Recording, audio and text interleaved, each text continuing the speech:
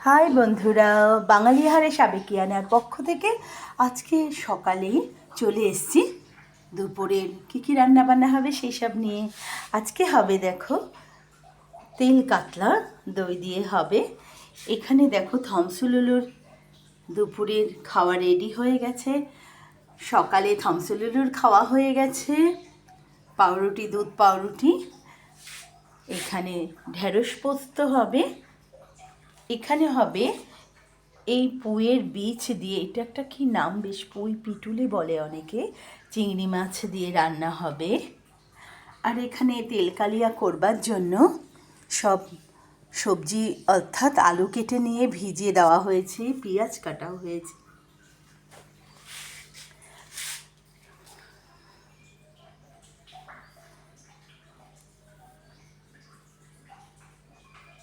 Tata, সবাই খুব ভালো থাকো, সারাদিন ভীষণভাবে সুস্থ থাকো সবাই, সেটা ভীষণভাবে আমি আশা রাখি। টাটা।